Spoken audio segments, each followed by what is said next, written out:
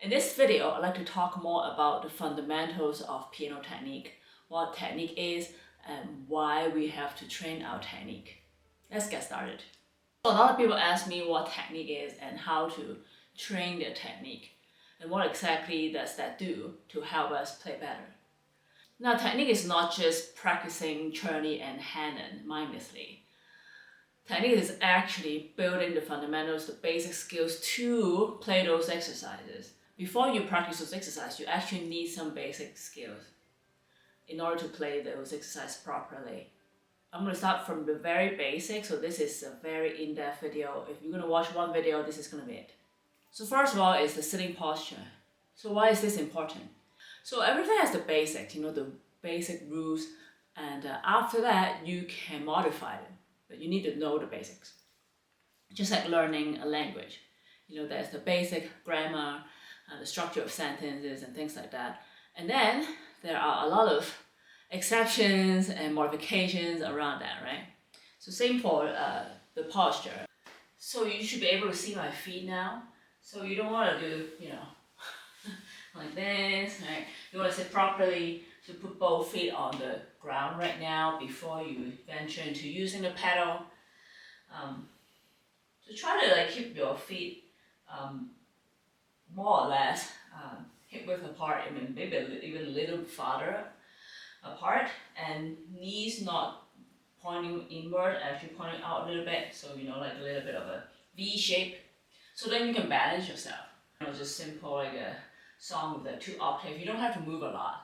This is more for building the fundamentals, and eventually when you have to move more, when you're playing more octaves across the keyboard, then you will feel more of the difference.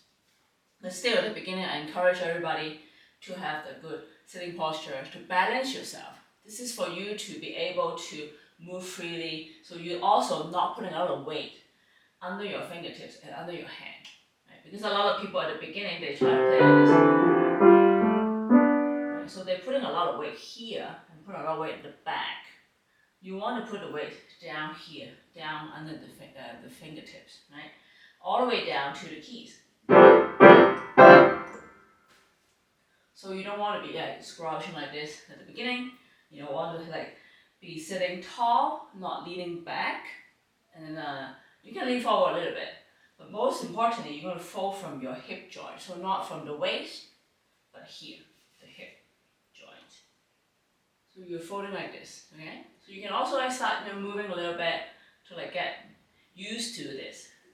So you're moving your body weight from the right to the left, and then back to the middle, right? So you'll be able to move, and also you're moving like this, right? Not like this, right? You're moving parallel. So you're shimmying a little bit with your waist.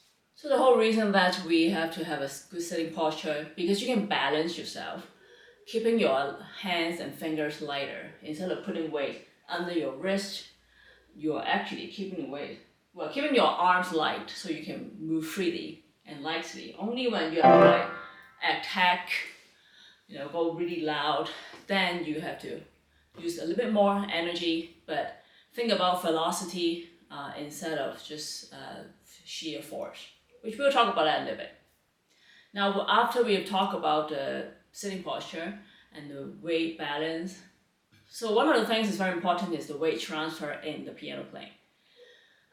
If you play only one note, there is no weight transfer. But anything more than one note, even 2 notes, you are going to start having some weight transfer between the notes.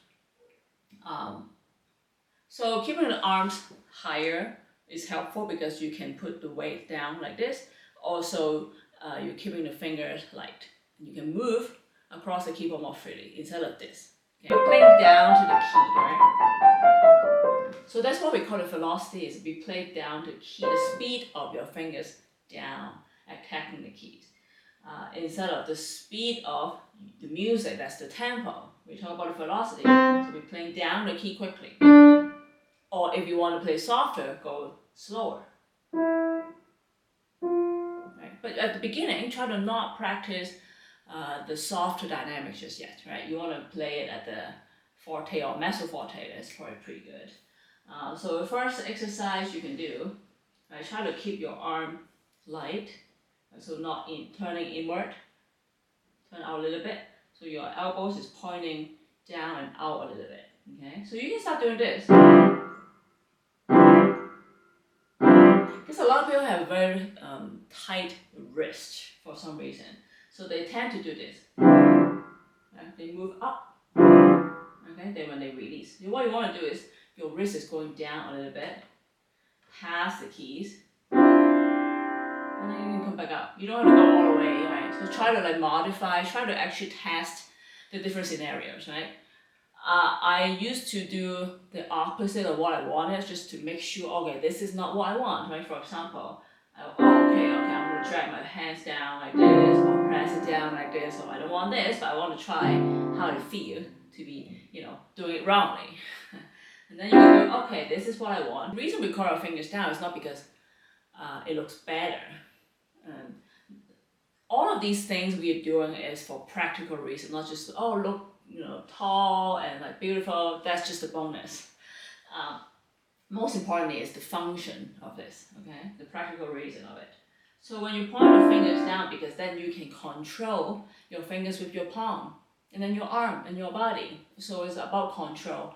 So you can play more efficiently, whether you want to play louder, faster, or softer and slower, you are in complete control. Otherwise, if you do this, it's very hard to control your fingers, okay? So they are a team. They are individual fingers, but they also work together as a team, right?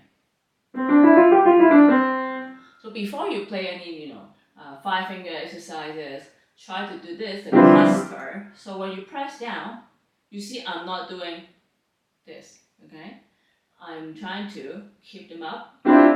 It's like, like a balloon, like a ball. So there's air in there. You cannot press it down like this. What you want is moving your forearm and the bottom of your palm, which is where the wrist is. Actually, that's where your hand and your forearm connected, right? So you want to move this part out. You can also try this, but using the other hand to help it, right? So okay, make sure it's not doing this. You can feel it when you press down like this. You're putting a lot of weight under this part. Okay, what you want is actually moving this. You can start with not playing any notes. This is actually quite good because once we hit the note, sometimes we get tense, right? So we wanna just do it like this. Okay, make sure it's not pressing down from here, and then these fingers curl down pretty good, and then you can start playing them a cluster, I call it. So once you hit the note, try to keep the fingers tipped on top of the keys, right? Not so go down and then up, down and up.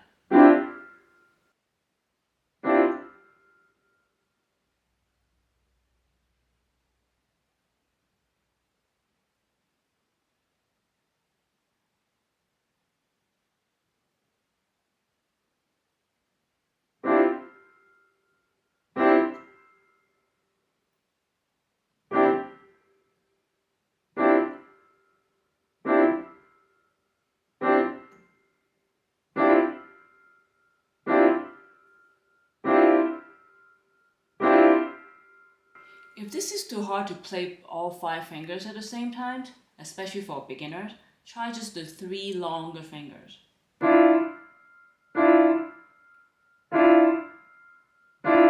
So the wrist drop down a little bit, right? Not all the way like this, and just a little bit past this line.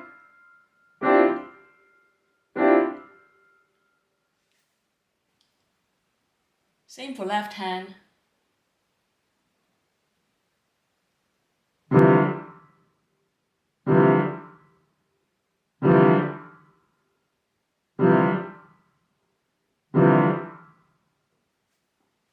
So now you've seen the wrist movement, right? We call it supple, like bouncy. So instead of stiff, and then a lot of people, when they release the note, they go up.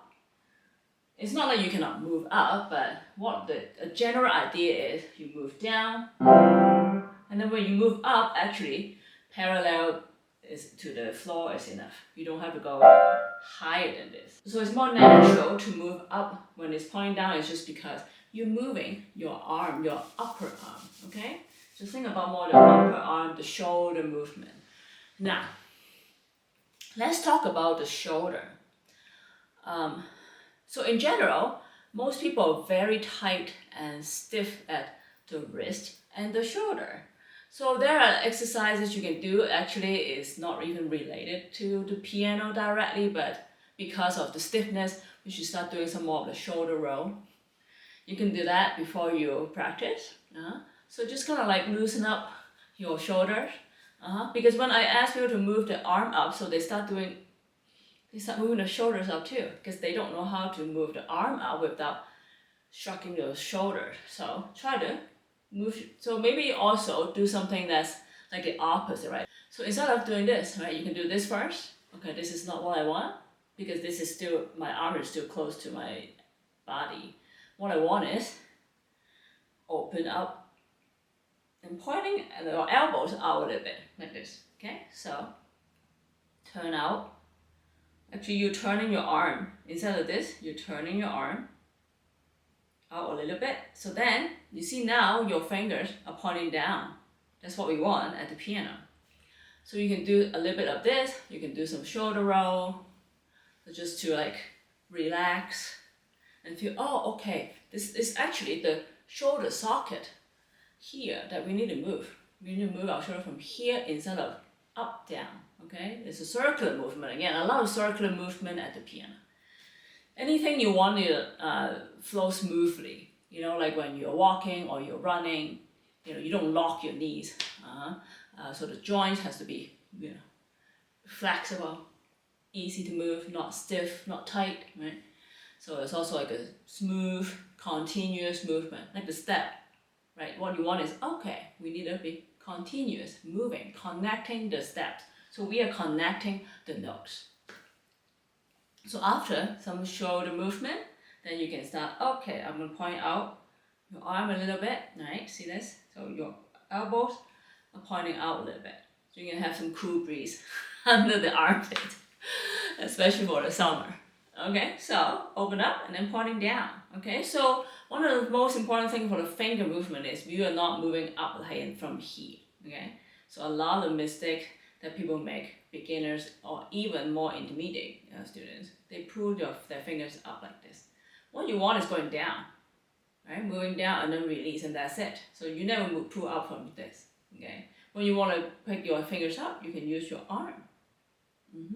So not just the forearm, of course forearm moves too, but it's a smaller muscle, so the movement should be less. So the upper arm is the part that, we start moving, and you start feeling your upper body, okay? Your shoulder blade are working, your chest muscles working, they're all connected. Next thing you can do is try maybe a little bit.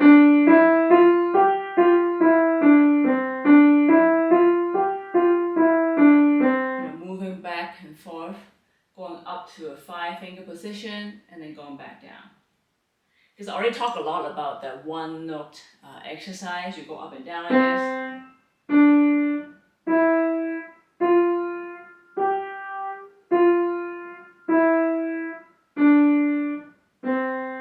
So the idea about exercises like this, simple, is so that you can focus on working on the technical things, right? Because it's not about playing a lot of notes. And at the beginning, you don't want to play that fast. You want to play slowly so you can feel, okay, my fingertip is right on top of the key, and when you release, it's not going up like this, right? Or even like this, okay? You want to be releasing. Try to keep your fingers right on top of the keys, like the fingertips, not pick it up, no, pick up.